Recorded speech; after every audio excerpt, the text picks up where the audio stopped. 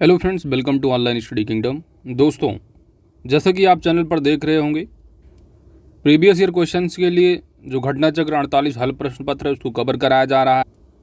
साथ ही थ्योरी के लिए जो अंकित भाटी सर वाली जो नई बुक है 2022 एडिशन काफ़ी अच्छी रही, कंटेंट इस बार अच्छे दिए हैं तो उसको कवर किया जा रहा है। थ्योरी के लिए प्रीवियस ईयर क्वेश्चंस के लिए घटना चक्र को कवर किया जा, तो दोनों सीरीज जो है चलती रहेंगी। साथ ही प्रैक्टिस सेट के लिए जो है घटना चक्र जो तो है, आज की इस वीडियो से हम लोग यहाँ पर पहले सेट को कवर करेंगे।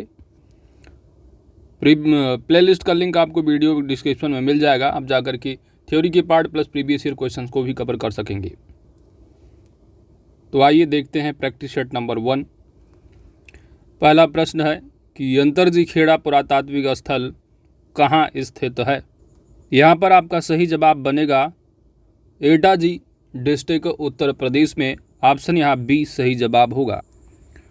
अगला प्रश्न है कि राज्याभिषेक समारोह का विवरण निम्नलिखित में से किसमें किया गया है। राज्याभिषेक समारोह का विवरण, यहाँ पर सही जवाब बनेगा ऑप्शन सी ऐत्रेय ब्राह्मण में। तो ये जो ब्राह्मण ग्रंथ है ऐत्रेय, आप जानते हो ऋग्वेद सबसे पुराना वेद है और ऋग्वेद का जो ब्राह्मण ग्रंथ है वह ऐत्रेय और कौशिकी है। ठीक है, तो घटना चक्र या अंकित भाटी सर वाला जो कवर कराया गया है थ्योरी का पार्ट, वहाँ देखेंगे तो ये आपको तथ्य मिलेगा। तो ऋग्वेद का होता है ब्राह्मण ग्रंथ ऐत्रेय और कौशिकी, तो ऐत्रेय जो ब्राह्मण है इसमें राज्याभिषेक समारोह का विवरण मिलेगा। अगला है आपका गौतम बुद्ध ने अपना पहला उपदेश कहाँ दिया था। गौतम बुद्ध ने अपना पहला उपदेश कहाँ दिया था। सही जवाब बन जाएगा ऑप्शन सी सारनाथ में। तो पहला उपदेश जिसको कि आप धर्मचक्र परिवर्तन के नाम से भी जानते हो, तो धर्मचक्र परिवर्तन, ठीक है, पहला उपदेश रहा है सारनाथ में दिया था। गौतम बुद्ध का जो जन्म हुआ था वह लुम्बिनी में हुआ था, तो इसका आंसर सी होगा। ठीक है, लुम्बिनी में क्या है, जन्म हुआ था गौतम बुद्ध का 563 ईसा पूर्व में, जबकि बोध गया में इनको ज्ञान की प्राप्ति हुई थी पीपल के वृक्ष के नीचे। ये बोध गया हो गया इनसे संबंधित। जबकि कुशीनगर रहा इनका अंतिम जो रहा समय, महापरिनिर्वाण जिसके कहा गया। ठीक है, तो कुशीनगर बोध गया हो गया ज्ञान प्राप्ति का, लुम्बिनी है जन्म का, सारनाथ धर्मचक्र परिवर्तन पहला उपदेश दिया, कुशीनगर महापरिनिर्वाण। अगला है कि लाहौर में बादशाही मस्जिद का निर्माण किसने करवाया था। बादशाही मस्जिद का निर्माण लाहौर में, यहाँ पर सही जवाब बन जाएगा मुगल शासक औरंगजेब के द्वारा, ऑप्शन बी। अगला प्रश्न है कि किसने 1857 के विद्रोह के दौरान मुगल सम्राट था। 1857 के दौरान मुगल सम्राट कौन था। तो उस समय वही जो दिल्ली में बैठ के आराम कर रहे हैं बहादुर शाह, तो लोगों ने जा कर के उनको जगाया, तो सबसे पहले जो है मूव किए थे दिल्ली, चलो, जो 1857 की क्रांति वाले रहे, तो बहादुर शाह यहाँ पर द्वितीय। ऑप्शन यहाँ पर आपका बी सही जवाब हो जाएगा। ठीक है, बहादुर शाह द्वितीय या बहादुर शाह जफर। अगला है भारतीय राष्ट्रीय कांग्रेस का चुना गया पहला मुस्लिम अध्यक्ष कौन था। तो भारतीय राष्ट्रीय कांग्रेस का जो तीसरा अधिवेशन रहा है 1887 ईस्वी का, कहाँ, मद्रास में हुआ था और इसकी अध्यक्षता पहले मुस्लिम अध्यक्ष यानी बदरुद्दीन तैयब के द्वारा की गई थी, ऑप्शन सी। अगला प्रश्न है कि किस अधिनियम को मॉन्टेग्यू चेम्सफोर्ड सुधार के नाम से भी जाना जाता है। मॉन्टेग्यू चेम्सफोर्ड सुधार, यहाँ पर सही जवाब बन जाएगा दोस्तों ऑप्शन बी भारतीय शासन अधिनियम 1919 को। तो यहाँ पर जो मॉन्टेग्यू चेम्सफोर्ड है, एक्चुअली इनके नाम रहे हैं उस समय जो मॉन्टेग्यू यानी एडविन जो सैमुअल मॉन्टेग्यू रहे हैं, वो भारत के राज्य सचिव रहे हैं, राज्य सचिव थे भारत की। जबकि जो लॉर्ड चेम्सफोर्ड रहे हैं वह भारत के वायसराय रहे हैं, लॉर्ड। ठीक है, तो ये मॉन्टेग्यू चेम्सफोर्ड को जो है भारत शासन अधिनियम 1919। अगला प्रश्न बन रहा है कि निम्नलिखित ऐतिहासिक घटनाओं को उनकी कालानुक्रम व्यवस्थित करना है। पहला दिया है चंपारण सत्याग्रह, तो चंपारण सत्याग्रह कब का है, वर्ष 1917 ईस्वी का। तो चंपारण सत्याग्रह रहा है 1917 का, और डिटेल में जाओगे तो 10 अप्रैल 1917 रहा है। बंगाल विभाजन होता है 16 अक्टूबर 1905 में, ठीक है, 16 अक्टूबर 1905। बंगाल विभाजन का निर्णय यदि पूछा जाता, बाय चांस कहीं पूछा जाएगा, तो 20 जुलाई है, ठीक है, 20 जुलाई 20 जुलाई 1905 ईस्वी बंगाल विभाजन की निर्णय की जो है वो घोषणा की गई। और बंगाल विभाजन जब हुआ तो यह 16 अक्टूबर 1905 को। जलियांवाला बाग हत्याकांड होता है 13 अप्रैल 1919।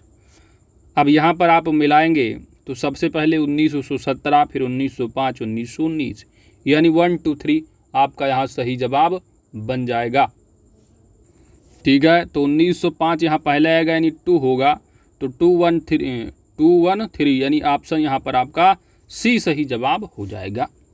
चलिए आगे बढ़ते हैं। अगला प्रश्न है कि अखिल भारतीय किसान कांग्रेस के प्रथम महासचिव निम्नलिखित में से कौन थे? अखिल भारतीय किसान कांग्रेस के प्रथम महासचिव, यहाँ पर सही जवाब बन जाएगा NG रंगा, ऑप्शन डी। तो अखिल भारतीय किसान कांग्रेस की जो सभा रही है, ठीक है, तो इसकी जो स्थापना की गई थी, जो फॉर्म किया गया था अप्रैल 1936 ईस्वी में, जो कि 1936 का जो लखनऊ का कांग्रेस अधिवेशन रहा है, तो वहाँ पर जो है इसका फॉर्मेशन किया गया ऑल इंडिया फार्मर यूनियन का, जहाँ पर NG रंगा को जो है वो सचिव के तौर पर बनाया गया, जबकि जो यहाँ पर स्वामी सहजानंद सरस्वती हैं, इनको जो है इस अखिल भारतीय किसान कांग्रेस सभा का जो है पहला अध्यक्ष बनाया गया था, स्वामी सहजानंद सरस्वती को। तो याद रखिएगा 2 तथ्य हैं, एक अध्यक्ष, दूसरे सेक्रेटरी। और इस फॉर्मेशन का जो मेन टारगेट रहा है, इसका जो उद्देश्य रहा है, वो जो जमींदारी प्रथा रही उसको बिल्कुल ख़त्म करना। अगला है आपका किस स्वतंत्रता सेनानी ने महात्मा गांधी को पहली बार राष्ट्रपिता कहकर संबोधित किया था? महात्मा गांधी को राष्ट्रपिता तो रेडियो पर जो है पुकारते हुए किसने कहा था? सुभाष चंद्र बोस, ऑप्शन यहाँ बी सही जवाब हो। दिन रहा है 6 जुलाई 1944 ईस्वी। तो आज़ाद हिंद रेडियो पर बोलते हुए गांधी जी को संबोधित किया कि भारत की स्वाधीनता का आखिरी युद्ध शुरू हो चुका है और राष्ट्रपिता भारत की मुक्ति के इस पवित्र युद्ध में हम आपका हार्दिक स्वागत और शुभकामनाएं चाहते हैं, आशीर्वाद चाहते हैं, शुभकामनाएं चाहते हैं। आगे बढ़ते हैं। प्रश्न संख्या नंबर 11 है कि किस देश के साथ भारत की सबसे लंबी अंतर्राष्ट्रीय सीमा लगी हुई है? भारत के साथ सबसे लंबी अंतर्राष्ट्रीय सीमा बनाने वाला देश कौन सा है? तो यहाँ पर आप देख रहे हैं चारों के चारों दो देश हैं दिए गए हैं। अब यहाँ पर इसका जो एक जो याद करने का तरीका है वो बचपन वाला, ठीक है। बचपन में MBA किया तो यह 7 जो पड़ोसी देश हैं MBA, ठीक है। तो बचपन यहाँ 20 का मतलब है बांग्लादेश। तो बांग्ला के देश के साथ ही सबसे लंबी स्थलीय सीमा बनाता है प्यारा भारत। लगभग ये 4096.7 किलोमीटर सीमा बनाता है।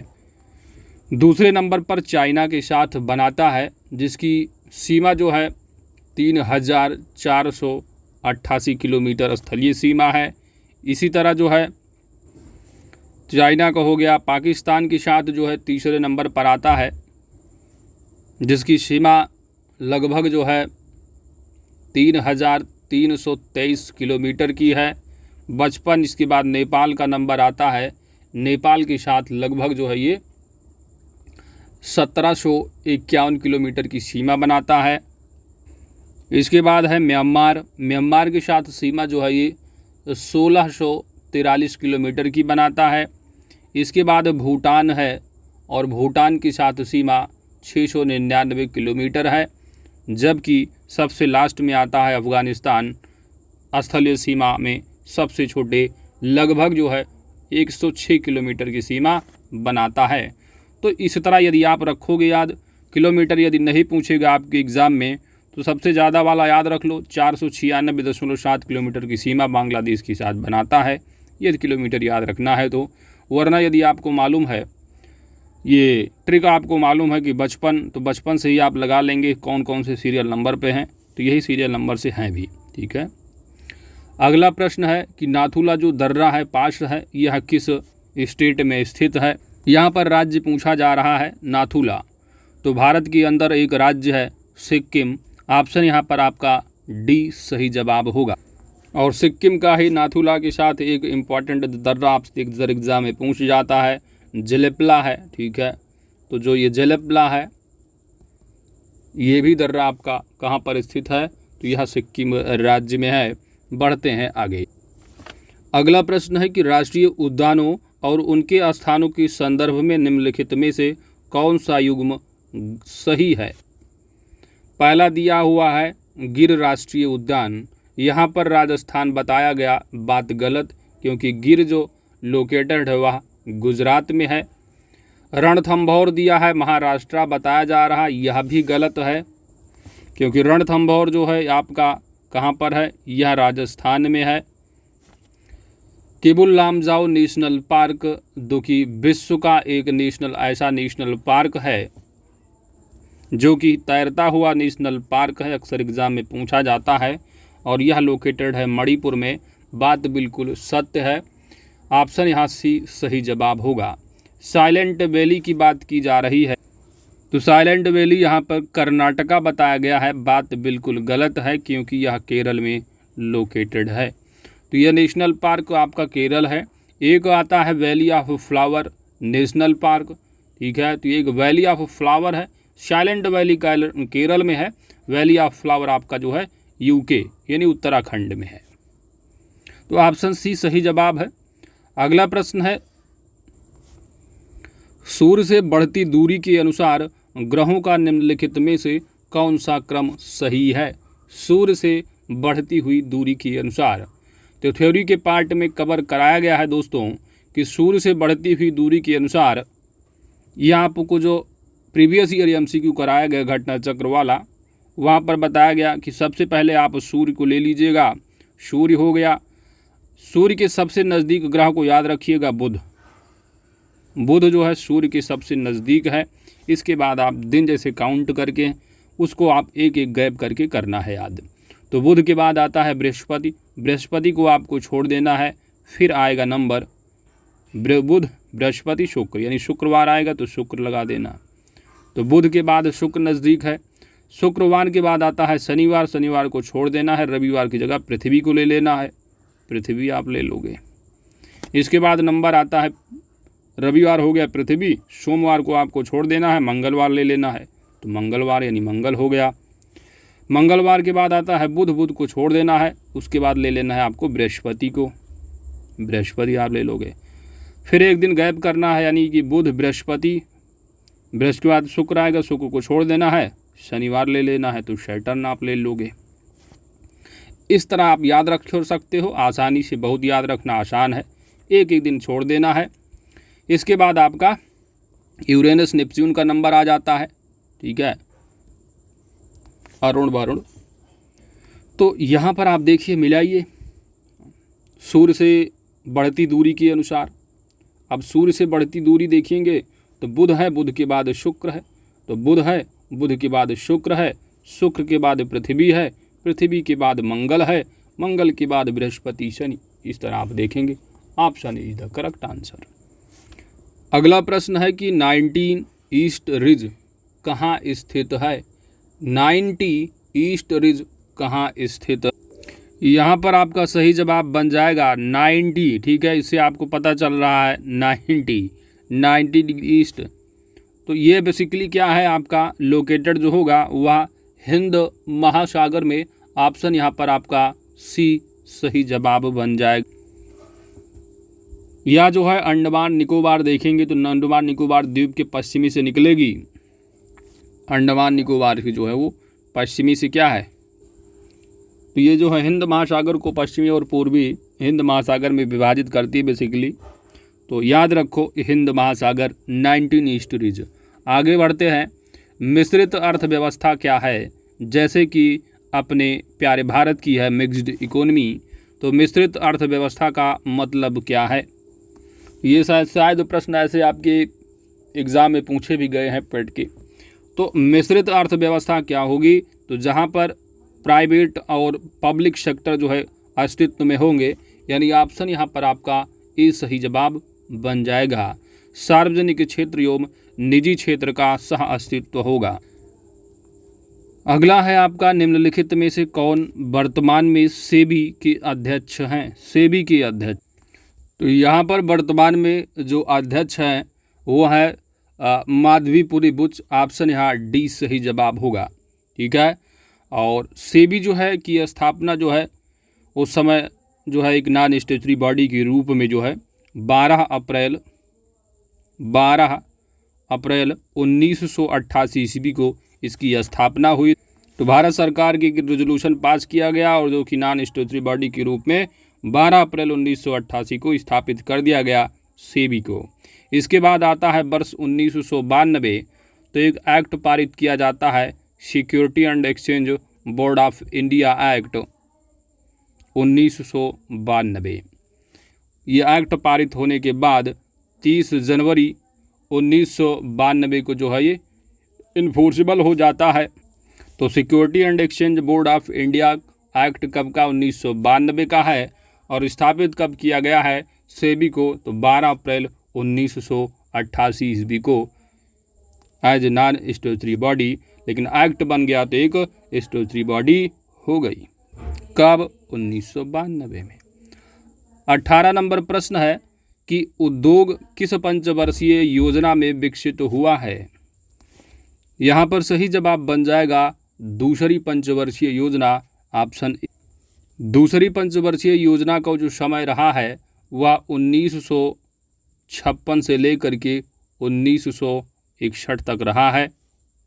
पूछा जाता है कि दूसरी जो पंचवर्षीय योजना है किस मॉडल पर आधारित रही है, तो आप बताते हो पीसी महालनोबिस मॉडल पर। और दूसरी पंचवर्षीय योजना का जो मूलभूत उद्देश्य रहा है वह देश में औद्योगिकीकरण की प्रक्रिया प्रारंभ करना, जिससे कि जो भारतीय अर्थव्यवस्था है उसका सुदृढ़ आधार पर जो है वो सर्वांगीण विकास किया जा सके। अगला प्रश्न है कि हरित क्रांति का जनक किसे कहा जाता है। हरित क्रांति का जनक किसे कहा जाता है, तो अब यहाँ पर आप ऑप्शन के हिसाब से समझेंगे कि यहाँ पर पूछा गया है कि ओवरऑल यानी पूरे विश्व में हरित क्रांति के जो जनक कहे जाएंगे वह होंगे नॉर्मन बोरलॉग।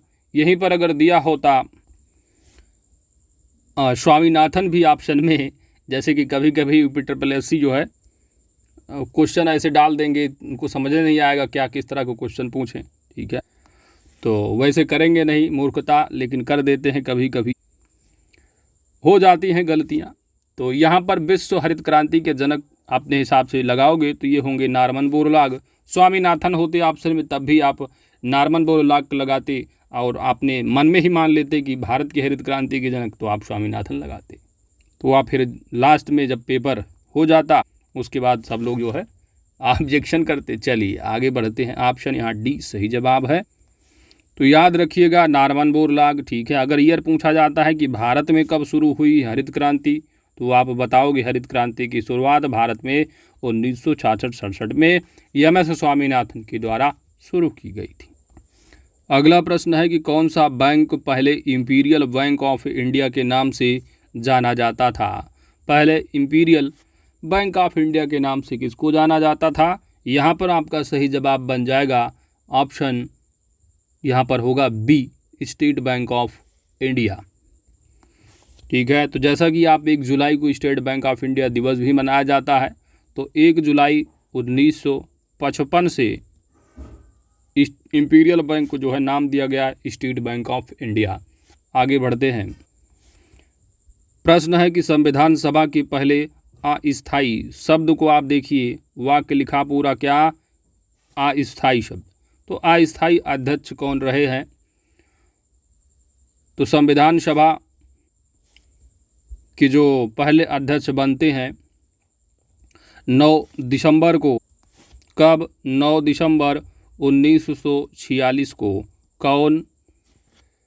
अस्थाई पूछा गया है तो डॉक्टर सच्चिदानंद सिन्हा को बनाया गया था।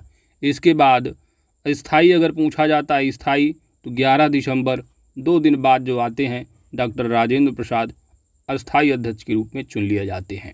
तो यहाँ ऑप्शन आपका डी सही जवाब है। अगला प्रश्न है कि भारतीय संविधान के निम्न में से किस भाग में मौलिक अधिकारों का वर्णन किया गया है?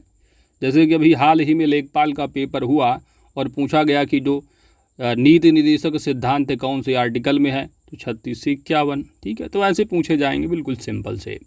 तो भारतीय संविधान के किस भाग में, भाग 1 यदि आप देखोगे दोस्तों, भारत और उसके संघ राज्य क्षेत्र की बात की जाती है।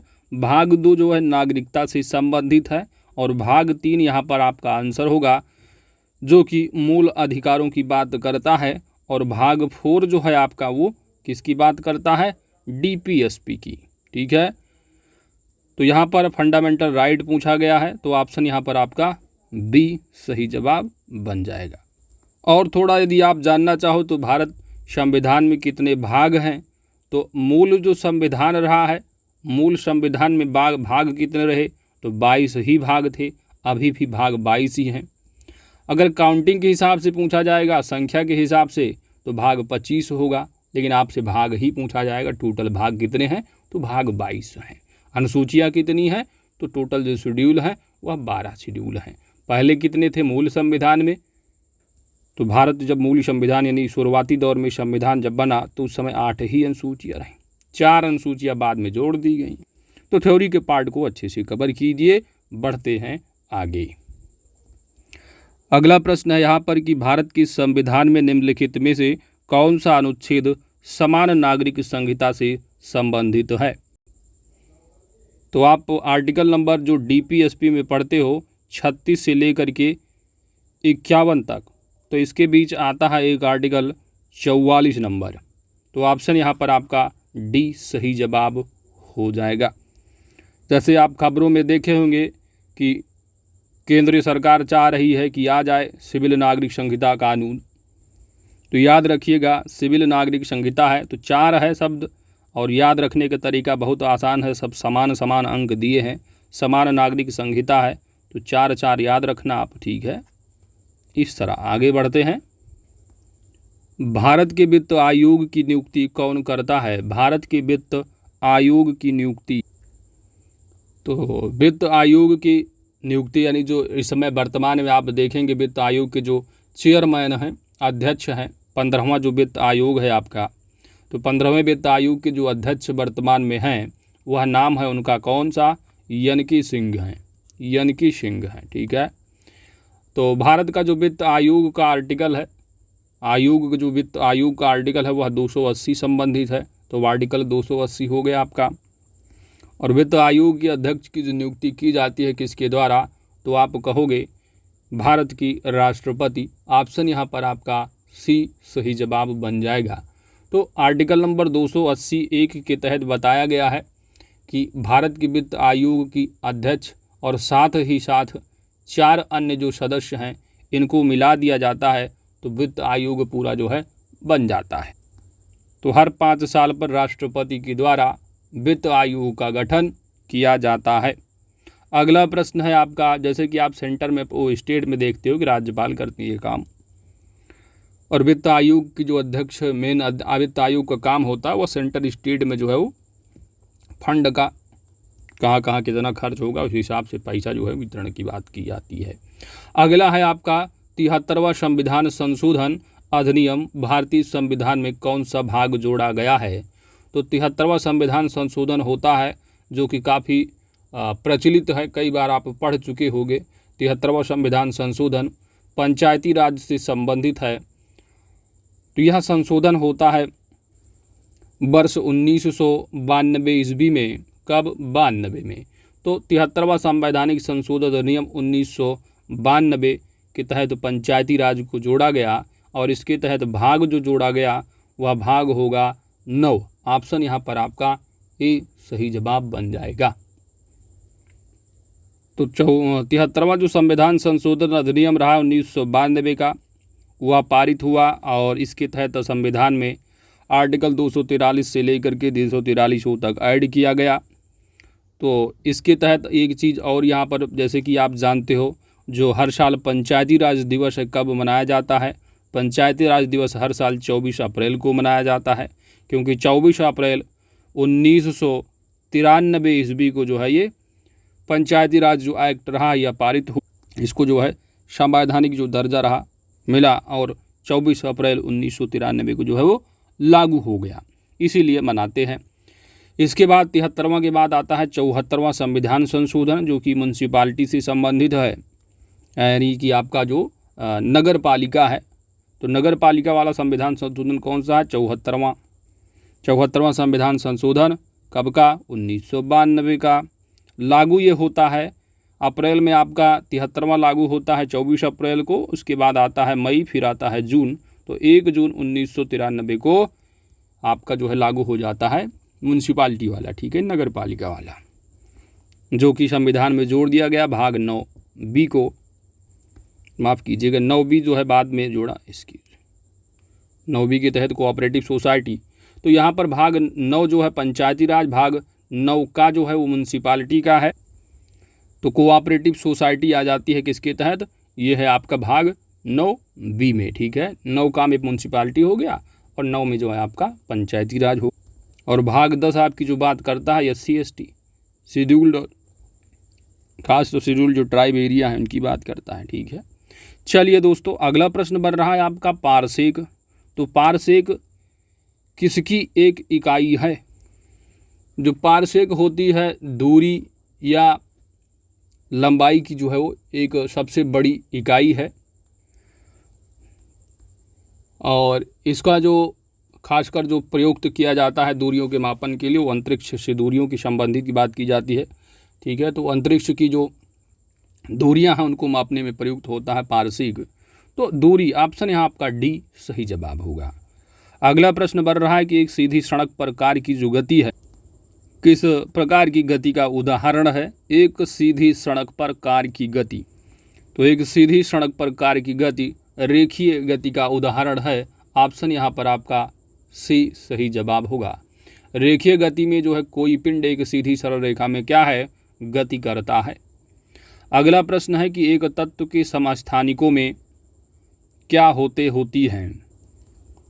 तो किसी भी तत्व के आइसोटोप्स में समस्थानिकों में प्रोटॉन की जो संख्या है वह समान हो, अर्थात आप कह सकते हैं कि इनके जो परमाणु क्रमांक हैं वह समान होते हैं, लेकिन जो न्यूट्रॉन हैं उनकी संख्या भिन्न भिन्न होती है।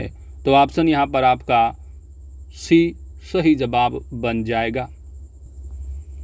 निम्नलिखित में से किसे आनुवंशिकी का जनक कहा जाता है? आनुवंशिकी का जनक किसे कहा जाता है? सही जवाब बन जाएगा ऑप्शन बी मेंडल को। तो जो मेंडल हैं ग्रेगर, पूरा नाम ग्रेगर जान मेंडल, तो ग्रेगर जान मेंडल को आनुवंशिकी के जनक के रूप में जाना जाता है। इसके बाद कुछ और जैसे कि जो अरस्तु रहे हैं, तो अरस्तु को जो है जीव विज्ञान का जनक कहा जाता है, ठीक है। और भूगर्भ शास्त्र के जनक जेम्स हटन रहे हैं। इस तरह आप देखते हैं। तो थ्योरी के पार्ट को आप कवर कीजिए टू दैट नोट पॉइंट, साथ ही प्रीवियस ईयर क्वेश्चन घटना चक्र एनफ होगा साइंस के लिए। यह जो अंकित भाटी सर वाली बुक है उसको आप कवर कर सकेंगे। किस रक्त समूह को सर्वग्राही कहा जाता है? सर्वग्राही कहा जाता है। तो यहाँ पर सही जवाब बन जाएगा AB पॉजिटिव। ऑप्शन यहाँ पर आपका सी सही जवाब होगा। AB+ रक्त वर्ग वाले लोगों को सर्वग्राही कहा जाता है, क्योंकि ये लोग किसी भी रक्त वर्ग वाले व्यक्ति से रक्त ग्रहण कर सकते हैं। वहीं पर जो ब्लड O है या O+ है, तो इनको जो है सर्वदाता के रूप में जाना जाता है। ठीक है, तो ये सर्वदाता होते हैं, यानी यह किसी भी रक्त वर्ग वाले व्यक्ति को अपना रक्त क्या है दे सकते हैं, सबके लिए दाता हैं ये। सर्वग्राही कौन है? A B. अगला प्रश्न नंबर है 31, जो कि आपके एग्ज़ाम में ऐसे ही बिल्कुल पूछे गए प्रश्न है पेट के एग्ज़ाम में। ठीक है, हो सकता मान अलग हो, लेकिन जो फार्मूला है वही लगेगा जो आपके एग्ज़ाम पेट में पूछा गया है। तो यहाँ पर आप देख सकते हैं 775 गुणे 775 गुणे 775, यानी इसको आप 775 की घाते 3 लिख सकते हो। ठीक है, 775 की घाते 3, फिर प्लस 225 यानी 225 गुणे 3 बार है, तो 225 की पावर आप 3 लिख सकते हो। तो 225 की पावर 3 होल है, इसके बाद 775 की पावर 3 है।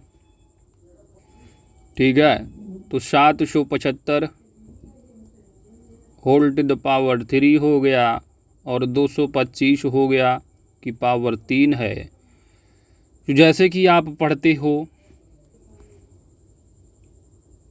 ए क्यूब प्लस बी के क्यूब अपान, अब नीचे क्या लिखा हुआ है 77.5 गुणे 77.5 प्लस 22.5 गुणे 22.5। तो यदि आप 77.5 को ए मान लोगे तो यहाँ पर ए गुणे ए है, यानी ए स्क्वायर हो गया पूरा ये, तो ए स्क्वायर हो गया।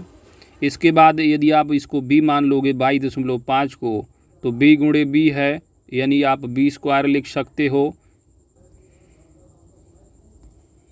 तो लिख लो A square plus B square, minus लगा हुआ है तो ये आपका ए है, ये बी है, तो माइनस ए बी कर लोगे। तो इसको यदि आप और सरल करोगे, यदि आप इसको और सरल करोगे तो ए की क्यूब प्लस बी का क्यूब को क्या लिख सकते हो आप? A plus B into A square plus B square minus A B upon A square plus B square minus A B. तो इससे ये पूरा का पूरा कैंसिल हो गया, बच जाएगा ए प्लस बी आपका यहाँ। तो ए प्लस बी हो जाएगा पूरा फार्मूला ही। ठीक है, तो 775 आप करोगे प्लस 225 कर लोगे, ऐड कर दोगे तो आपका आंसर हो जाएगा 1000। और नीचे जो है आपका जिस तरह 10 यहाँ पर क्या है ए प्लस बी, अब 0.1 लगा है यहाँ पर, तो 10 होगा और 10 का स्क्वायर कर देना है। ठीक है, तो 10 से ऊपर गुणा हो जाएगा। तो इस तरह आपका आंसर जो आ जाएगा पूरा 1 यानी लाख होगा। ऑप्शन यहाँ आपका बी सही जवाब बन जाएगा। ठीक है, 100 से गुणा इसलिए किया कि यहाँ 0.1 के बाद क्या है दशमलव लगा हुआ है, तो एक अंक बाद दशमलव, यानी अगर आप 10 से डिवाइड करोगे ऊपर वाले को, या नीचे से आप क्या करोगे, नीचे के दशमलव हटाना है तो आप कॉमन ले लोगे, या आप ऊपर 100 से गुणा कर दो, बात एक ही हो जाएगी। ठीक है, चलिए, तो ऑप्शन यहाँ बी सही जवाब है। अगला प्रश्न है कि यदि किसी संख्या में पहले 15% की वृद्धि होती है फिर 15% की कमी होती है तो इसका परिणाम 782 होगा। यदि उसी संख्या में पहले 25% की कमी हो, फिर 25% की वृद्धि हो और फिर से 20% की कमी हो तो वह परिणामी संख्या ज्ञात करें। दिमाग हो गया पंचर। सिंपली कुछ नहीं करना, आप संख्या को मान लेंगे, या यक्स मान लीजिए, या ठीक है मान लीजिए कोई संख्या यक्स है आपकी। अब यह संख्या, इसमें आप 15% वृद्धि करोगे, कहने का मतलब इसको यदि आप 115/100 से गुणा कर दोगे तो आपकी वृद्धि वाली संख्या आ गई। फिर 15% की क्या है कमी हो रही है, यानी 100 में से 15 घटाओगे तो 85 आएगा। फिर इसका आप निकाल लो, आप 85% इसका, यानी 85/100 कर लोगे। तो ये जो परिणाम निकल के आ रहा है यह 782 आ रहा है। तो यदि आप यहाँ पर यक्स की वैल्यू निकाल लेंगे तो 782 गुणे 100 गुणे 100 डिवाइड बाई 115 गुणे 85। यदि और सॉल्व करोगे तो हो जाएगा 5 से काटो तो 5 17 5 85 और 5 दूनाई 10 यानी 23 पंचे 115, तो 23 ये हो गया। और 5 से ऊपर आप काटोगे तो ये आएगा 20 और यह 20। अब यहाँ पर आप यदि देखोगे तो यदि आप इसको मल्टीप्लाई करोगे तो 17 गुणे अगर 23 देखोगे तो कितना होगा, 17 तिया 51 हो जाएगा, और 17 दुनाई 34, और 34 और 5 39, तो 391। और 391 का अगर 2 बार ले जाओगे तो 391 हो जाएगा दूना 782। तो आ गया आपका 2 गुणे 20 गुणे 20, तो 2 दुनाई 4 दुनाई 8 यानी 800 आ गया x बराबर। अब 800 आपने यहाँ तक पूरा काउंट कर लिया। फिर बात हो रही कि यदि उसी संख्या में पहले 25% की कमी हो रही है, यानी 800 लो आप, 800 आया यहाँ तक पहुँची। अब उसी संख्या में क्या है, 25% की कमी हो रही, यानी कि 75/100, और 75/100 को और छोटा यदि करो तो 25 तिया 75, 25 चौका 100, यानी इसका 3/4 हो गया। 25% कमी हो रही है। फिर इसमें 25% की वृद्धि लगा दिए, तो 25 पंचे 125, 125/100 हुआ। 125/100 को इजी वे में क्या आप लिख सकते हो, 5/4। और फिर 20% की कमी हो रही, कितना में मल्टीप्लाई कराएंगे तो 20% ही 80/100 हो जाएगा। तो 80/100 को आप लिख सकते हो 8/10, या आप इसको और लिखोगे तो यहाँ पर हो जाएगा 4/5। इसको 4/5 लिख लो और कर लो छोटा। अब देखो मल्टीप्लाई कर लो, आंसर आपका आ जाएगा यही 5 चौक 20 चौक 80, यानी नीचे 80 हो रहा है, ऊपर 800 है, तो ये आ जाएगा 10 बार जाएगा। तो 10 तिया 30, 5 15, यानी हो जाएगा आपका 150 आंसर। ऑप्शन यहाँ पर आपका गुणे आपका यहाँ 4 भी तो है, 15 चौको 60, यानी 150 गुणे 4 हो गया 600। तो ऑप्शन यहाँ पर आपका बी जो है वो निकल के आ रहा है, सी। ठीक है, बढ़ते हैं आगे। मैथ है, थोड़ा टाइम टेकिंग है, आगे चलो। लेकिन ये आप करेंगे वहाँ एग्ज़ाम में तो 100% श्योर होके आएंगे। अब यहाँ पर आप देखिए, यदि आप इसको ए मान लोगे प्लस यहाँ बी हो गया, तो यहाँ ए है और यहाँ माइनस बी हो गया। यदि आपका ये ए होगा, फिर ये आपका ये ए होगा, और प्लस ए गुणे ए, तो ए प्लस बी ए माइनस बी, ए स्क्वायर ए प्लस बी का होल स्क्वायर प्लस ए माइनस बी का होल स्क्वायर बराबर क्या होता है, अपान में देखो क्या है, ए इंटू बी है, ए इंटू ए इंटू ए, तो इसको आप लिख सकते हो ए स्क्वायर, और इसको आप लिखोगे ये 578 है, यानी 5b है। ठीक है, तो प्लस आप करोगे बी स्क्वायर। यदि ऊपर वाला यदि आप सॉल्व करोगे एकदम, जब ए प्लस बी का होल स्क्वायर प्लस ए माइनस बी का होल स्क्वायर, ठीक है, यदि इसको निकालोगे तो ये टोटल आ जाएगा 2a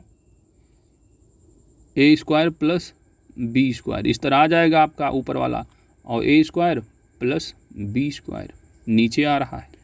ये कैसे आया, अरे यार देखो यहाँ पर a प्लस बी का होल स्क्वायर है, तो a प्लस बी का होल स्क्वायर बराबर क्या होता है, A square plus B square plus 2ab।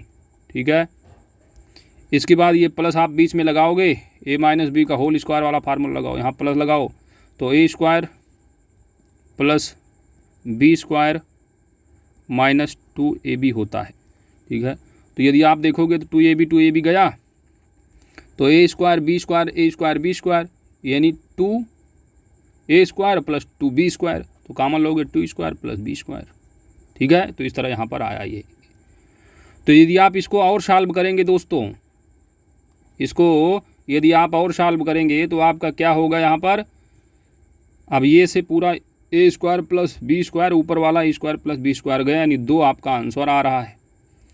तो इसी तरह इसको यदि आप सॉल्व करेंगे तो 2 आएगा, इस तरह आपका ऑप्शन जो है डी सही जवाब बन जाएगा। चलिए अगला प्रश्न 34 नंबर है, 37 सही 1/2 यानी 37.5% को निम्नलिखित में से कौन सी भिन्न अव्यक्त करती है। भिन्न दशमलव आपके है ही में, तो इसको आप कैसे लिख सकते हो, 37 गुणे 2 प्लस 1/2, ऐसे तो करते हो। 37 दूना 54 1 55, 55/, 37 दूना 74 1 75 होगा, माफ़ कीजिएगा। ठीक है, 75/, कितना लिख सकते हो आप, 2 लिख सकते हो, प्रतिशत दिया हुआ है, प्रतिशत का मतलब क्या हुआ, 75/2 गुणे 1/100 कर लोगे, सॉल्व कर लो।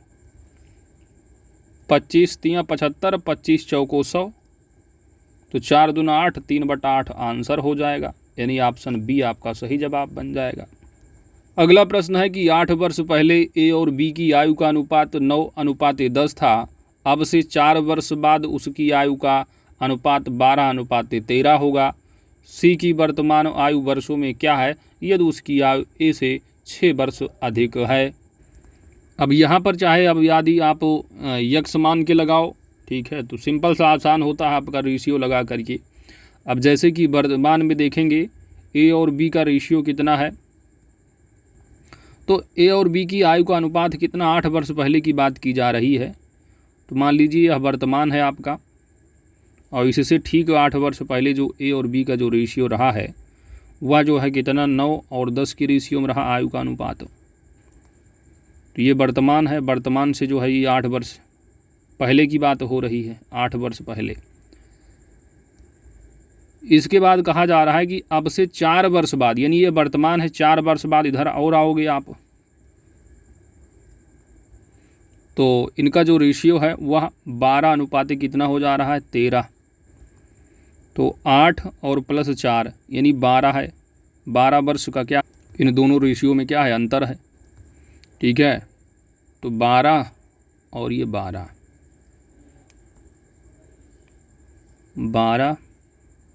और 12। अब क्या है करना है आपको, कुछ नहीं करना है, बस कॉन्सेप्ट जो है यहाँ पर जो है मल्टीप्लाई कर देना है, ऐसे ऐसे कर लेना है, 12 × 10, 12 × 9। अब यहाँ पर आप क्या करोगे, 13 × 9 है 117 आएगा, और 12 × 10, तो 12 × 10 हो गया आपका 120, और 13 × 9 117 बराबर कितना, 12 × 10 120, 120 माइनस 12 × 9, 12 नवैया कितना होगा, 108, ठीक है।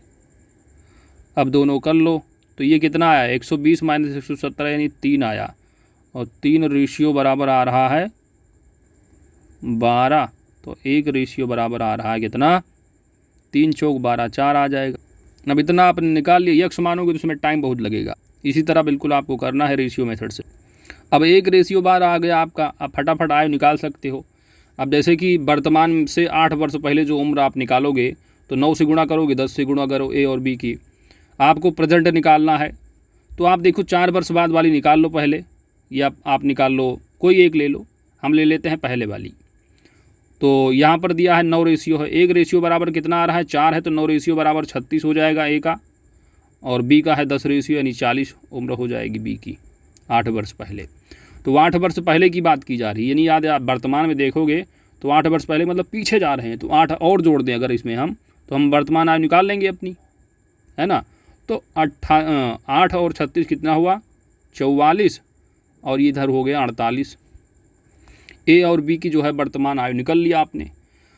अब यहाँ पर देखो वर्तमान आयु निकल गई, कोई झंझट ही नहीं रहा आपका। सी की जो वर्तमान आयु बताई जा रही है वो क्या होगी पूछा जा रहा है यहाँ पर। ए की वर्तमान आयु से 6 वर्ष अधिक होगा, तो ए की वर्तमान आयु कितना निकाला आपने, 44 वर्ष, ए का आ गया, बी का 48। सी निकालना है, तो ए में यदि आप 6 जोड़ दोगे, यहाँ पर बोला जा रहा है ए से 6 वर्ष अधिक है किसकी, सी की आयु, तो ए 44 + 6 कितना होगा, 50 वर्ष आ जाएगी सी की। ऑप्शन यहाँ पर ए सही जवाब होगा। तो रेशियो फार्मूला बहुत आसान है, आगे बढ़ते हैं। तो 5 प्रश्न गए आपके, अब 100% आप करके आओगे एग्जाम में, यदि आ रही मैथ बेसिक तो। निम्नलिखित में से किस शब्द की वर्तनी सही है, वर्तनी अशुद्धि का, यहाँ पर आपका सही जवाब होगा। जो लेखपाल वाला कराया गया उसको भी आप देख लें, बाकी वो आप पेट के लिए भी वही सब चीज़ें, हिंदी में कुछ बदलता थोड़ी ना है, सिर्फ लेखपाल की जगह पेट लिख देंगे, वही छाप देंगे बुक वाले। तो जो अशुद्ध वर्तनी वाला लेखपाल कराएगा उस वीडियो को पूरा देख लो, या प्रीवियस ईयर का जो पढ़ा है उसको देख, सब काम चल जाए, बहुत आसान है हिंदी। तो यहाँ पर आपका सही जवाब बन जाएगा दोस्तों, जो शुद्ध वर्तनी वाला शब्द है वो है कौन सा शब्द, अनुगृहीत, ठीक है। यानी ऑप्शन यहाँ पर आपका अनुगृहीत कैसे लिखोगे शुद्ध, ऑप्शन डी। वीरों का कैसा हो बसंत कविता किसने लिखी है, तो हिंदी का जो आपका सबसे लास्ट वाला पार्ट है जिसमें कहा गया है गद्य और पद्य से संबंधित जो है आएंगे लेखक रचयिता। तो यहाँ पर जो है वीरों का कैसा हो बसंत, कैसा हो बसंत किसने लिखी है? सही जवाब बन जाएगा आपका Subhadra Kumari Chauhan, option D. Next है जिसकी पूर्व से कोई आशा ना हो उसके लिए एक शब्द में कि आप क्या कहोगे? जिसकी पूर्व से कोई आशा ना हो अर्थात क्या होगा? अप्रत्याशित, ऑप्शन यहाँ डी सही जवाब बनेगा। और यहीं पे यदि पूछा जाता कि किसी एक शब्द के लिए जैसे कि जो आशा से अधिक हो तो आप उसके लिए कहते हो आशातीत, ठीक है। अनाहूत दिया गया है, बुलाते हो तो आहूत, नहीं बुलाए आ गया तब भी अनाहूत होगा। चलो अगला है अकाल। अकाल का आपको पर्यायवाची बताना है दोस्त। अकाल का पर्यायवाची, यहाँ पर सही जवाब बनेगा ऑप्शन ए दुर्भिक्ष।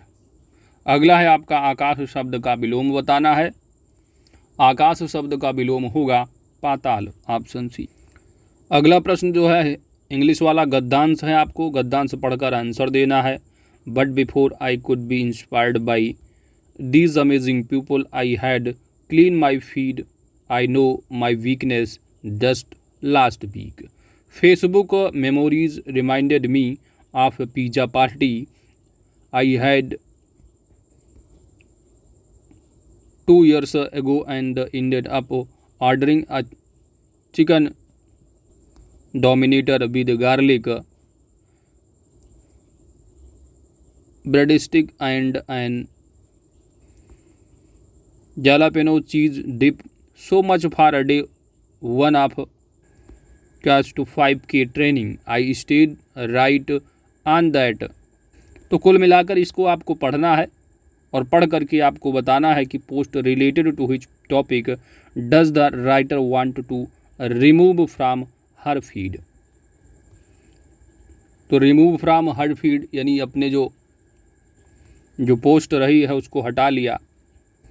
तो यहाँ पर आपका आंसर जो है वह डी सही जवाब होगा, ठीक है। तो पढ़िएगा, पूरा टाइम टेकिंग है, कुछ नहीं बस पढ़कर आंसर देना होता है।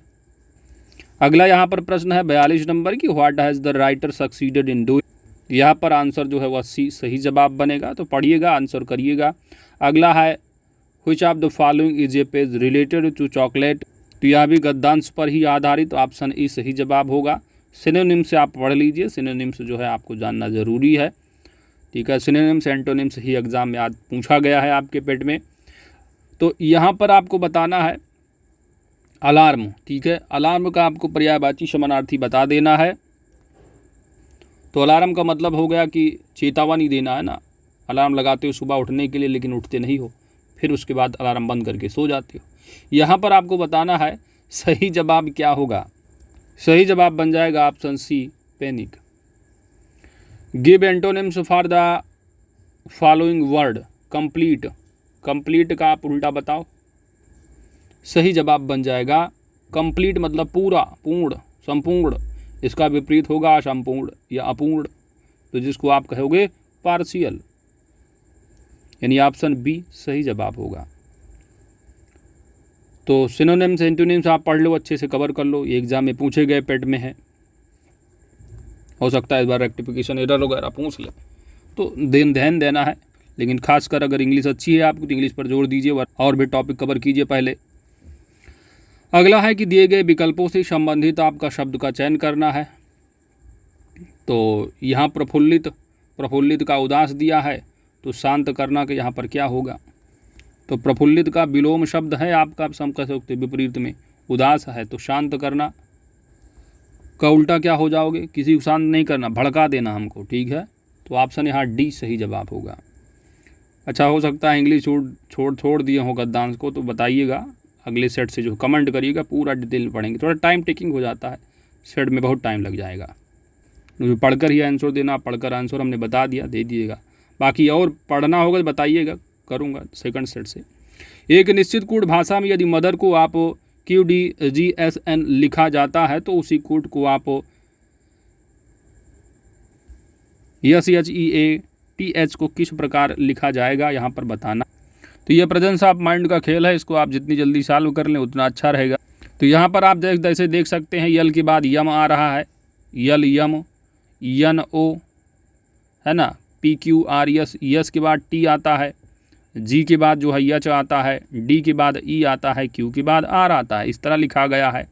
अब यहाँ पर आपको किसका लिखना है? यस, यच, ई, ए, टी, ई एच का। तो यहाँ पर आप देख सकते हैं जैसे यल के बाद जो है यम है, तो किसके बाद यस आएगा? आर। ठीक है, आर के बाद यस आएगा, उल्टा चलना है। आर के बाद यस आता है। एक मिनट, थोड़ा इसको ऐसे लिखते हैं। ठीक है, अब ठीक है, अब आपको मिलान करना है। क्या लिखे हम? ठीक है, शुरू से हम इधर चलेंगे, इधर को उल्टा। तो आर के बाद आ रहा है यस, आर के बाद आया यस, जी के बाद आता है क्या? यच। इसी तरह ऊपर किया हुआ है ना, ऐसे करना। तो आपने 2 वर्ड देखा, लास्ट का मिल गया आपका। क्या 2 वर्ड हैं किसी में? ये गया, ये गया, ये गया। अब ज़्यादा मत पढ़ो, इसी को लगा दो, आंसर यही हो जाएगा। मिला लो, आप देख लो। जैसे कि बाद डी ई, डी के बाद ई आता है तो डी हो जाएगा। इसके बाद ए है तो जेड ए, जेड है, इसके बाद ए पे जाओगे। फिर टी है, P Q R yes T, yes आएगा, टी होगा। जी एच, अब देखो यही आ गया, जी एस जेड। इस तरह आप कर लोगे। ठीक है, तो ये अब 2 ही मिल गया तो आपको पढ़ने जा जाओ, यही लगा दोगे, आंसर हो जाएगा। लेकिन और चेक कर लो, कहो मन नहीं मानता हो। अगला है आपका दोस्तों, यम की पत्नी यन की पुत्र वधू है। यम की पत्नी है, यम है, इनकी पत्नी है। इनकी पत्नी कौन है? कुछ नहीं बताया गया। यम की जो पत्नी है वो यन की पुत्र वधू हैं। यन की पुत्र वधू, यन हो गए ऊपर, तो यम क्या है? मेल ही होंगे, तो प्लस लिख लो, क्योंकि पत्नी किसकी होगी? मेल की ही। अब यन यहाँ पर क्या है? मेल फीमेल कुछ भी हो सकते हैं। ठीक है, अब पी जो है ओ का पति है, जो यम की बहन है। तो यम की बहन कौन है? यम की बहन होगी कौन? ओ। पी ओ का पति है, जो कि यम की बहन है। तो पी जो है ओ का पति है, यानी ओ जो है वो लेडीज यानी मेल फीमेल होगी, और पी जो है वो प्लस यानी कि आपका ये जो है मेल होंगे। तो यहाँ पर आप देखिए बहन यहाँ पर कौन बनेगा? यम की बहन बनेंगी, ये ओ बन जाएंगी। तो पी यहाँ पर हो जाएंगे कौन? पति। ठीक है, पी यहाँ पर पति हो गए। जब पी पति हो गए, अब यहाँ पर आपको पी का यन से क्या संबंध है? तो पी का यन से, यानी यन का जो है वो पी कौन लगता है भाई, से संबंध बताया जा रहा है, यानी यन से, यानी यन का क्या पी कौन है? तो यन हो गए कौन? ये यन देखो यहाँ पर यन के लड़का रहे हैं यम। अब ये मेल है फीमेल, उसको गोली मार दो तो भी इतना समझ में आ गया। तो यन के जो है रहे हैं ये मेल यम, इनके रहे हैं पुत्र। अब पुत्र का जो बहन है ओ, ये हो गई इनकी लड़की, और इनकी लड़की के पति हैं पी। तो लड़की का पति पी का मतलब क्या? दामाद लगा ना पी, तो यन का हो गया पी दामाद, यानी सन इन लॉ। ऑप्शन यहाँ पर आपका ए सही जवाब होगा। अगला प्रश्न है कि 31 जनवरी 2007 को सप्ताह का कौन सा दिन था? तो कैलेंडर में एक जो कोड होता है जो कि माह के लिए बनता है, जैसे कि शुरू करते हो आप 0 33 614, 0 33 614, 625, 035, ये होता है महीने का कोड। ठीक है, तो ये होता है जनवरी, फरवरी, मार्च, अप्रैल, मई, जून, जुलाई, अगस्त, सितंबर, अक्टूबर, नवंबर और दिसंबर, ये कोड हैं हर मंथ के। 0 हो गया जनवरी का, तो ये कोड आपको याद होना चाहिए। इसके बाद वर्ष का कोड आपको मालूम होना चाहिए। जैसे कि जो आपके वर्ष हैं, जैसे 1600 का जो है, इसके बाद 1700, 1800, 1900 और ये 2000 चल रहा है। तो 1600 का जो कोड है वो 6 है, इसका 4 होता है। 1800 का जो कोड है वो होता है आपका 2, और 1900 का जो कोड है वो 0 होता है, और 2000 का कोड जो है वो 6 होता है। तो दिन निकालने का जो फार्मूला है वो क्या होता है? दिन निकालने का, एक तो आपको माह का महीने का तारीख वाला दिन जो याद है, तारीख लिखना है, महीने की कौन सी तारीख है, प्लस माह का कोड लिखना होता है, माह का कोड हो जाएगा आपका।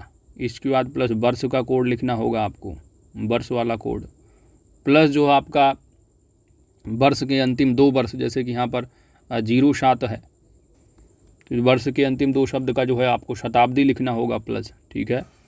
उसके बाद प्लस आपको ऐड करना होगा लीप वर्ष की संख्या, उसके बाद आपको डिवाइड करना होगा 7 से, तो शेषफल के हिसाब से दिन आता है।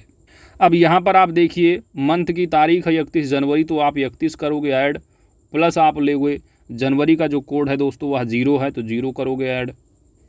इसके बाद वर्ष का कोड है, वर्ष कौन सा है, तो वर्ष है 2000 का, तो 2000 शताब्दी वाला आपका यहाँ पर करोगे क्या, तो 20 शताब्दी का क्या है कोड, ये 6 हो जाएगा, यहाँ 6 ऐड करो।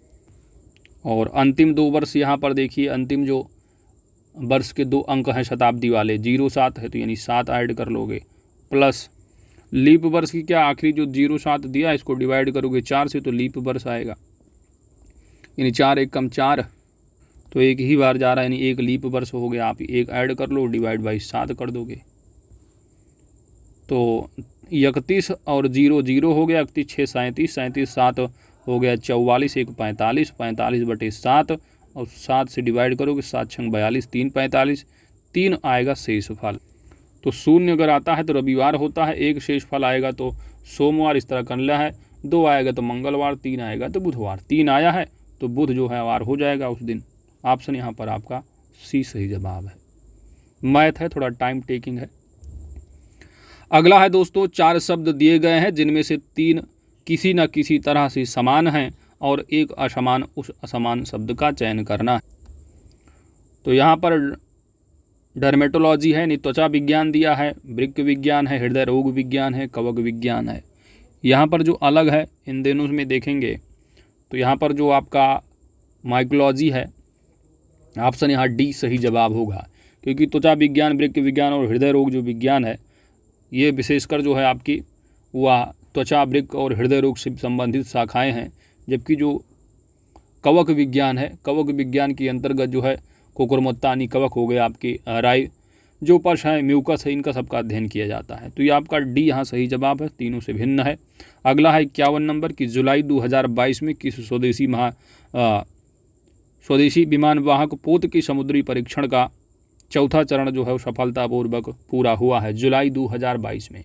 यहाँ पर आपका सही जवाब बन जाएगा स्वदेशी पोत जो है आपका वो है INS विक्रांत है। ऑप्शन यहाँ पर आपका ए सही जवाब होगा। अगला है, जुलाई 2022 में प्रथम भारत पशु स्वास्थ्य शिखर सम्मेलन का आयोजन कहाँ किया गया है। पहले पशु स्वास्थ्य शिखर सम्मेलन का आयोजन, इसको हमने टेलीग्राम में पोस्ट भी किया था कुछ दिन पहले, लेखपाल एग्ज़ाम की पहले। वहाँ पर इन लोग का बहुतों ने आंसर जो है बहुत गलत दिया था। यहाँ पर सही जवाब बनेगा ऑप्शन सी, नई दिल्ली।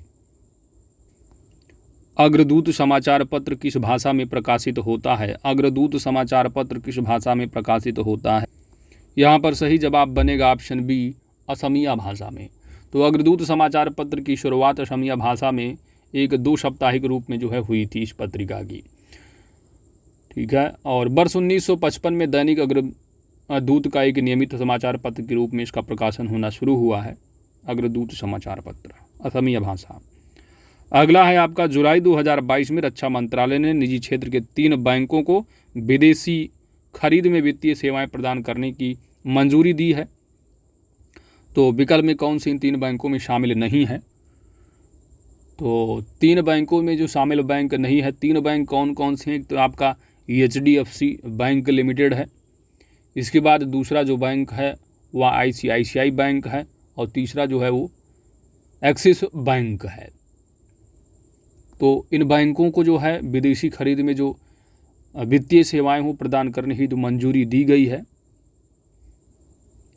इन तीनों बैंकों को मंत्रालय द्वारा दी जाने वाली खरीद के संबंध में ऋण पत्र जारी करने और प्रत्यक्ष बैंक हस्तांतरण करने का जो है अधिकार दिया गया है। तो शामिल कौन सा नहीं होगा, ऑप्शन डी सही जवाब बनेगा। जुलाई 2022 में कौन महाराष्ट्र विधानसभा के नए अध्यक्ष निर्वाचित हुए हैं। तो आप जानते हो वहाँ पर सत्ता जो है बदल चुकी है और बीजेपी जो है, तो नए जो मुख्यमंत्री बने हैं आप जानते हो एकनाथ शिंदे हैं, और यहाँ पर विधानसभा अध्यक्ष की बात की गई है, और यहाँ पर सही जवाब बनेगा जो नए अध्यक्ष बने हैं राहुल नार्वेकर, ऑप्शन सी। और यूपी में आपको मालूम ही है विधानसभा अध्यक्ष सतीश महाना है। अगला है 56 नंबर कि जून 2022 में जारी वैश्विक शांति सूचकांक 2022 में भारत किस स्थान पर है। तो जब भी ये प्रश्न आता है 2022 का शांति सूचकांक का, तो हम कहते हैं शांत रहना है, ज़्यादा 3-5 नहीं करना है, यानी 3-5 ऑप्शन 135 ऑप्शन डी सही जवाब होगा। वैश्विक शांति सूचकांक में भारत को 135वें स्थान पर रखा गया है। वहीं पर इस सूचकांक में सबसे अशांत जो देश रहा है वह अफगानिस्तान रहा है, जिसकी रैंक 163 यानी 163 देशों में सबसे निचले पायदान पर रहा है अफगानिस्तान। वहीं पर अगर सबसे शांत देश पूछा जाएगा वैश्विक शांति के हिसाब से तो बिल्कुल ठंडा रहना है, आइसलैंड है, आइस बर्फ ठंडा बिल्कुल शांत, यानी आइसलैंड आपका नंबर 1 कंट्री होगा। इस तरह याद रखेंगे, ठंडा रहना, शांत रहना, ठंडा, शांत, आइस, ठीक है, बर्फ़ की तरह। तो इस तरह आप रखेंगे पहला कंट्री याद, और रहेंगे 135, 3-5 नहीं करना, चुप रहना है, शांत रहना है। किसके द्वारा जारी किया जाता है वैश्विक शांति सूचकांक को? तो दोस्तों इसको institute for economics and peace के द्वारा जो है ये जारी किया जाता है। अगला प्रश्न है कि राष्ट्रीय जनजातीय अनुसंधान संस्थान NTRI कहाँ स्थापित किया गया है। यहाँ पर आपका सही जवाब बन जाएगा ऑप्शन सी, नई दिल्ली में। करंट अफेयर्स के पेट एग्जाम में 10 प्रश्न आने हैं। मार्च 2022 में वर्ल्ड गवर्नमेंट समिट 2022 का आयोजन कहाँ पर किया गया है। वर्ल्ड गवर्नमेंट समिट 2022 का आयोजन दुबई संयुक्त अरब अमीरात में किया गया है। सही जवाब बन जाएगा ऑप्शन ई। मुख्य थीम भी इम्पॉर्टेंट हो जाता है, तो थीम है जो इसका मुख्य विषय है, थीम है वह जो है भविष्य की सरकारों को आकार देना, शेपिंग फ्यूचर गवर्नमेंट्स, ठीक है, भविष्य की सरकारों को क्या है, आकार देना है। अगला प्रश्न है कि जून 2022 में किस राज्य में सुरक्षा मित्र परियोजना शुरू की गई है। जून 2022 में किस राज्य में सुरक्षा मित्र परियोजना शुरू की गई है। यहाँ पर सही जवाब बनेगा जो राज्य है वो है केरल, ऑप्शन डी। अगला है दोस्तों कि केंद्रीय स्वास्थ्य मंत्री डॉक्टर मनसुख मंडाविया द्वारा घोषित स्वदेशी टीबी संक्रमण त्वचा परीक्षण का क्या नाम है। सही जवाब बन जाएगा ऑप्शन यहाँ पर बी सही जवाब होगा, CTB। CTB भारत में बनी कम लागत वाली टीबी की जांच हेतु त्वचा परीक्षण किट है। अगला प्रश्न है कि म्यांमार की जो है मुद्रा क्या है। म्यांमार, तो अपना जो पड़ोसी देश है म्यांमार, इसकी जो मुद्रा वह है क्यात, म्यांमार क्यात। ऑप्शन यहाँ सी सही जवाब हो, ठीक है। तो याद रखिए बर्मा या म्यांमार की जो राजधानी है दोस्तों वो है नैपियादा, ठीक है। ऑप्शन यहाँ पर इस तरह लगाइएगा, जो राजधानी है और मुद्रा क्यात है। चलो घुमुरा, घुमुर, चलिए घुमुरा बताइए किस राज्य का लोक नृत्य है। घुमुरा, घूम घूम के उड़ गए। ऑप्शन यहाँ पर आपका ये सही जवाब है, उड़ीसा राज्य। कलिम्पोंग, कलिम्पोंग हिल स्टेशन कहाँ पर लोकेटेड है। कलिम्पोंग हिल स्टेशन, सही जवाब बनेगा पश्चिम बंगाल, ऑप्शन ए। भारत में कितने राज्य हैं बताइए, भारत में राज्य कितने हैं। तो वर्तमान परिदृश्य में देखेंगे अपने प्यारे भारत में 8 जो है वो आपकी केंद्र शासित प्रदेश हैं और 28 राज्य हैं। तो ऑप्शन यहाँ पर आपका डी सही जवाब बन जाएगा। और आप जानते हो भारत का जो नया जो केंद्र शासित प्रदेश बना है, जो कि दादरा एवं नगर हवेली और दमन दीव को मर्ज किया गया, ठीक है। आगे देखते हैं, भारत का राष्ट्रीय युद्ध स्मारक कहाँ स्थित है। भारत का राष्ट्रीय युद्ध स्मारक, सही जवाब बन जाएगा नई दिल्ली में स्थित है। ऑप्शन यहाँ सी सही जवाब होगा। और ये भारत का राष्ट्रीय युद्ध स्मारक 25 फरवरी 2019 को भारत के प्रधानमंत्री नरेंद्र मोदी ने राष्ट्र को समर्पित किया है। अगला प्रश्न है सार्क। तो सार्क आपके पेट एग्जाम में भी पूछा जा चुका है। सार्क का यहाँ पर आपको कंट्री पूछा गया था, वहाँ यहाँ पर आपको सार्क का सचिवालय पूछा गया है। तो सार्क जो हेडक्वार्टर आपका सेक्रेटरीट है, सचिवालय जो है वो कहाँ पर है, तो काठमांडू नेपाल में। ऑप्शन यहाँ पर आपका बी सही जवाब होगा। सार्क की जो स्थापना है दोस्तों, सार्क, तो सार्क की स्थापना जो है वो 8 दिसंबर 1985 ईस्वी को हुई थी। और सार्क का फुल फॉर्म आपको मालूम ही होगा, south Asian association for regional corporation. तो याद रखिएगा, south Asian association for regional cooperation. अगला प्रश्न है कि जुलाई 2022 में फेमिना मिस इंडिया 2022 का खिताब किसने जीता है? फेमिना मिस इंडिया 2022 का खिताब, यहाँ पर आपका सही जवाब बन जाएगा राजस्थान की जो प्रथम रनर अप रही हैं रूबल शेखावत। ऑप्शन यहाँ पर आपका बी सही जवाब हो जाएगा। इनके ठीक पीछे रही हैं द्वितीय रनर अप अपने प्यारे उत्तर प्रदेश की सिनाता चौहान। तो जीता खिताब किसने? जो पहला होगा यानी रूबल शेखावत। और फेमिना मिस इंडिया 2022 का आयोजन जो किया गया था वो कहाँ पर? तो इसका आयोजन जो रहा है वह मुंबई में जो है आयोजित किया गया था, जियो वर्ल्ड कन्वेंशन सेंटर में। ठीक है, तो यहाँ पर पूछा गया मिस इंडिया का खिताब किसने जीता? तो रनर अप रही रूबल शेखावत, द्वितीय पर रही सिनाता चौहान, तो जीतने वाली रही सिन्हा शेट्टी कर्नाटका की। तो यहाँ पर आंसर क्या, मैंने बी बोला क्या, सॉरी माफ़ करना, ए आंसर होगा। ठीक है, सिन्हा शेट्टी। चलो अगला है आपका अंतर्राष्ट्रीय उष्णकटिबंधीय दिवस कब मनाया जाता है? अंतर्राष्ट्रीय उष्णकटिबंधीय दिवस कब मनाया जाता है? सही जवाब बन जाएगा दोस्तों हर साल 29 जून को, ऑप्शन बी। पुस्तक not just a night watchman my innings in the BCCI किसके द्वारा लिखी गई पुस्तक है? यह करंट अफेयर्स यह भी है और यहाँ पर आपका सही जवाब बन जाएगा किसने लिखा है? विनोद राय ने। ऑप्शन सी सही जवाब है। जून 2022 में कौन टेनिस खिलाड़ी सभी चारों ग्रैंड स्लैम में 80 या उससे अधिक मैच जीतने वाला पहला पुरुष खिलाड़ी बन गया है? यहाँ पर सही जवाब बन जाएगा नोवाक जोकोविच। ऑप्शन यहाँ बी सही जवाब है। अगला प्रश्न हिंदी गद्यांश वाला है, आपको पढ़ना है और पढ़ करके आंसर देना है। तो इसको आप जो है पढ़िएगा। ठीक है, ये हैं आपके घुमक्कड़, आदि आर्य घुमक्कड़। तो यहाँ पर आप देख सकते हैं। ठीक है, ये आप पढ़िएगा और इसका आंसर दीजिएगा। गद्यांश का बहुत आसान होता, पढ़कर आंसर देता है। चलिए आइए पढ़ ही लेते हैं।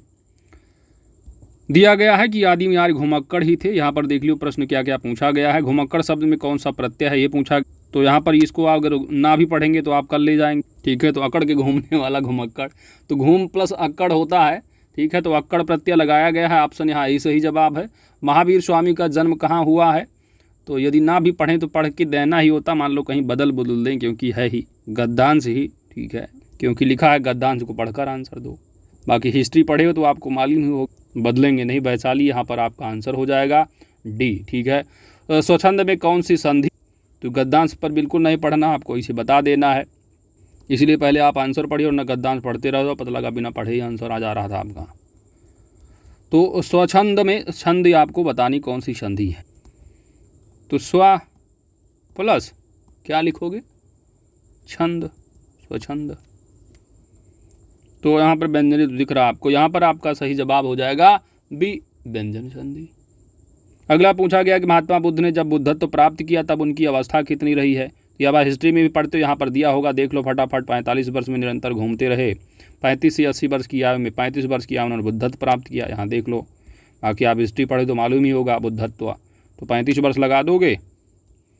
इसके बाद आगे देखो भाई क्या पूछा गया 5वें नंबर पर। गद्यांश पढ़ने की ज़रूरत नहीं आपको। 75 नंबर है कि श्रुति धर्म क्या है? तो श्रुति का मतलब समझते हो वेद ही होता है। तो यहाँ देख लो लिखा होगा कहीं गद्यांश वद्यांश में। तो यहाँ गद्यांश में नीचे आप देख पा रहे हैं कि श्रुति धर्म की रक्षा के लिए शंकराचार्य के प्रयत्नों से ही वैदिक धर्म का उत्थान हो सका। तो श्रुति वेद यानी वैदिक धर्म आपका रिलेट आंसर हो जाएगा। कहाँ गया? ये है आपका वैदिक धर्म। Option B is the correct answer. Okay, चलिए आगे बढ़ते हैं दोस्तों, कुछ नहीं है, आगे बढ़ो। इसको भी गद्यांश ही पढ़ना, 2 गद्यांश आपके यहाँ एग्जाम में आने, ध्यान से पढ़कर आंसर देना होता, बढ़िया अच्छे नंबर भी मिल जाते हैं। देखकर भी आंसर नहीं दे पा रहे तो थोड़ा प्रैक्टिस करो, सब समझ में आएगा। बाकी कुछ खास नहीं होता। गद्यांश पढ़ो भाई, आंसर दो। पूछा जा रहा है कि शून्य के बारे में कौन सा वाक्य सही है, फिर संख्याओं के संदर्भ में कौन सी अवधारणा समझानी जो है कठिन है। फिर अगला है कि विश्व में किसने पहल जो है शून्य को रूप में मान्यता दी, फिर शून्य ही एक समय में अबूर्त विचार, इस तरह प्रश्न पूछे गए हैं। तो फटाफट आंसर पढ़ सकते हो। आइए गद्यांश पढ़ ही लेते हैं, छोटा सा तो है। चलो, दिया है कि मानव इतिहास में हजारों साल तक शून्य का कहीं अता पता ही नहीं था। शून्य की अवधारणा आ भी गई तब भी काफ़ी समय तक मानव ने इसे संख्या नहीं समझा। यह बात तो तय है कि शून्य प्रकृति प्रदत्त नहीं है, हमने शून्य का आविष्कार अपनी सुविधा के लिए किया है। मनुष्यों ने शून्य की अवधारणा को न केवल समझा है बल्कि उसकी सहायता से कई स्वचालित उपकरणों का आविष्कार भी कर लिया है। तो कंप्यूटर आप देखते होंगे, पाइथन लैंग्वेज। चलो, शून्य एक ही समय में एक अमूर्त विचार और एक वास्तविकता है, और यह सीखना सबसे मुश्किल है कि शून्य एक से छोटा है। सबसे पहले भारत ने कुछ भी नहीं को दर्शाने के लिए शून्य को एक स्वतंत्र संख्या के रूप में मान्यता दी। अगर हम शून्य को 1, 2 और 3 जैसी संख्याओं की तरह मूर्त चीज़ों से संबंध कर पाते हैं तो शायद शून्य को समझ पाना बहुत आसान होता है। तो शून्य के बारे में कौन सा कथन सत्य है, तो बताइए कौन सा वाक्य सत्य है, पढ़कर आंसर आपको पता चले। तो यहाँ पर सही जवाब बन जाएगा दोस्तों, शून्य मानव जनित क्या है? मानव जनित आविष्कार है। ठीक है, क्योंकि यह जो है प्रकृति प्रदत्त नहीं, इसकी अवधारणा अमूर्त है। चलिए आगे देखो आप, संख्याओं के संदर्भ में कौन सी अवधारणा समझनी जो है वो समझानी सबसे कठिन है। कि शून्य जो है क्या है, एक से क्या है छोटा भी, यही तो पढ़े हो। तो यहाँ पर ऑप्शन आपका सी जो है वो सही जवाब होगा। अगला दिया है कि विश्व में किसने पहले शून्य को संख्या के रूप में मान्यता दी, तो अपना प्यारा भारत, सी हो गया। अगला है आपका 79 नंबर, शून्य एक ही समय में एक अमूर्त विचार और एक वास्तविकता है, इसका आशय क्या होगा? तो यह दिखाई नहीं देता परंतु क्या है, इसका अस्तित्व है। अमूर्त विचार, अमूर्त, मूर्त मतलब दिखाना, मूर्त क्या है, मूर्त दिखती है आपको, अमूर्त मतलब दिखे ही नहीं, और एक वास्तविकता। तो यह दिखाई नहीं देता परंतु क्या है, अस्तित्व में है।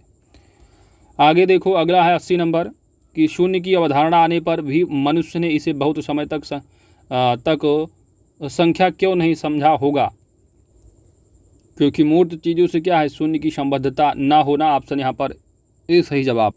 चलिए भाई, अब ख़त्म होता है आपका मैथ का आता है। ठीक है, तो इसको भी आप देख लो, और अगले सेट से आप बताइए कि 100 क्वेश्चन कराएं या केवल जीके जीएस करा दे कंप्लीट करके, क्योंकि मैथ तो आप अपने आप सॉल्व कर सकते हो, मैथ थोड़ा टाइम टेकिंग होता है। और कमेंट करके बताइएगा पूरा 100 के 100 क्वेश्चन कराऊं या फटाफट जीके जीएस कंप्लीट करा दूं। तो जैसा राय होगा बताइएगा कमेंट करके। मेरा मानना है तो 100 करते रहो आप, क्योंकि टेस्ट का मतलब ही 100 क्वेश्चन। चलो भाई आगे बढ़ते हैं। अब आते हैं अपने मैथ वाले जो आपकी टेबल और 14 सिलेबस नंबर 14-15 है, ग्राफ और तालिका से। तो पहले आपके सामने यहाँ पर जो प्रश्न आ रहा है, ये आपके सामने जो है ग्राफ दिया हुआ ऊपर नीचे जा रहा, देख रहे हो आप, बढ़ रहा है घट रहा। यहाँ दिया गया डेटा केवल गणितीय अभ्यास के लिए है, यह देश के वास्तविक आंकड़ों को निरूपित नहीं करता है। 2010 से 2015 तक 2 ऑटोमोबाइल कंपनियों द्वारा निर्मित वाहनों की संख्या दी है, 2010 से लेकर के 2015 तक। तो 2 कंपनियां हैं। अब यहाँ पर जो डॉट डॉट वाला दिख रहा है, ये जो देख पा रहे हैं, ये ए का इंडिकेटर है, यानी कंपनी ए वाला जो है ये है, और कंपनी बी वाला ये फुल पूरा एकदम ब्लैक जो दिया है। अब 2010 में आप देख रहे हैं जो ए कंपनी है 260 और बी जो है 307, इस तरह जो है वो कंपनियों द्वारा निर्मित वाहनों की संख्या है। अब आइए देखते हैं प्रश्न 81 नंबर में पूछा क्या जा रहा है। तो दोस्तों देखिए इसको मैं यहीं पर जो है कंप्लीट कर रहा हूँ वीडियो को। और जो ये 20 प्रश्न आपके आ रहे हैं टेबल और तालिका वाले, इनके लिए मैं आपको टेलीग्राम पर PDF दे दूँगा। आप लोग मैथ वाले क्वेश्चंस को देखिएगा और कमेंट करके बताइएगा नेक्स्ट टाइम से जो दूसरा सेट होगा उसमें जो है 100 क्वेश्चन कराने हैं या GK GS वाले, और मैथ के लिए मैं आपको जो है PDF प्रोवाइड कर दूँगा। जैसे होगा आप बताइएगा कमेंट करके, ठीक है। तो वीडियो को लाइक शेयर कमेंट जरूर कीजिएगा। चैनल पर नए हैं दोस्तों सब्सक्राइब भी कर लीजिएगा, क्योंकि आपकी सब्सक्रिप्शन ही हमारी ताकत है। Thanks for watching.